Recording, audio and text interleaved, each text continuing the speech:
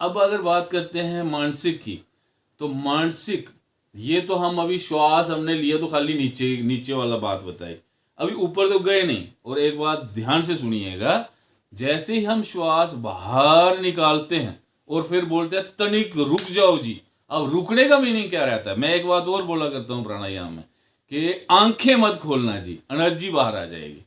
तो देखिए, जैसे ही आप रुक गए, निष्कासन अंगों का संकोचन ऊपर की ओर हो जाता है, तो एनर्जी नीचे तो जाएगी नहीं, जो एनर्जी है वो कहां जाएगी? ऊपर। आंखें हमारी बंद हैं, खुली होती तो द्वार खुला है, एनर्जी यहां से बाहर फ्लो कर जाएगी। अब ये बंद है तो कहां जाएगी? मस्तिष्क वाले पार्ट में जाएगी। अब मस्तिष्क में हमारा जो ब्रेन है उसको एक्टिव करेगी। अब जब ब्रेन को एक्टिव करेगी तो नेचुरली जितना भी तनाव रहता है, जितनी भी चिंताएं रहती हैं, वो तो सारी ब्रेन में रहती हैं। तो जब ब्रेन शुद्ध हो गया तो तनाव भी गया, चिंताएं भी गई। मेन बात और ब्रेन से क्या रिलेटेड है? Concentration power. तो नेचुरली जब ब्रेन की नाड़ियां शुद्ध हुई तो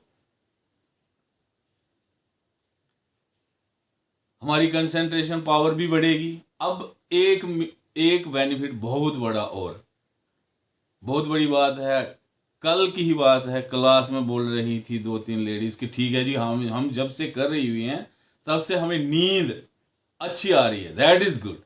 तो देखिए, जब हम प्राणायाम को ध्यान से करेंगे, बस एक ही बात की कमी रहती है कि जो लोग फॉलो नहीं करेंगे, जब बोला गया रुकिए, श्वास भर के रुकिए, then you have to stop there.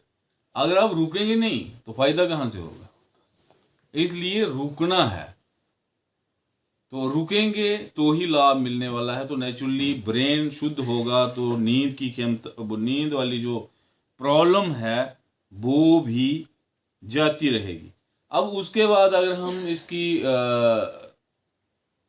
विचारों की बात करें कि इमोशनल क्या बेनिफिट है, तो सबसे पहला तो ये है कि हमारा जो मन है वो शांत रहेगा।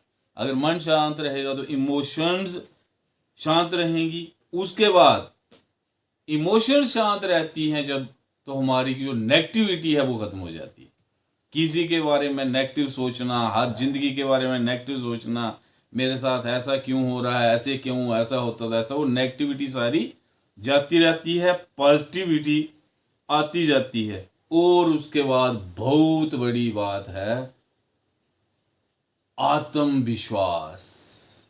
जो सबसे बड़ी बात है आत्मविश्वास और धैर्य, यानी कि स्थिर मन, स्थिर श्वास, स्थिर श्वास, स्थिर मन। हमारे जो श्वास हैं, these are directly proportional to our mind. अगर माइंड में स्थिरता होगी तो श्वासों में भी स्थिरता होगी। अगर श्वासों में हम स्थिरता लाते हैं तो मन में भी स्थिरता रहती है। तो इस वीडियो में इतना ही, बाकी आगे देखते रहिए। राम राम, नमस्कार।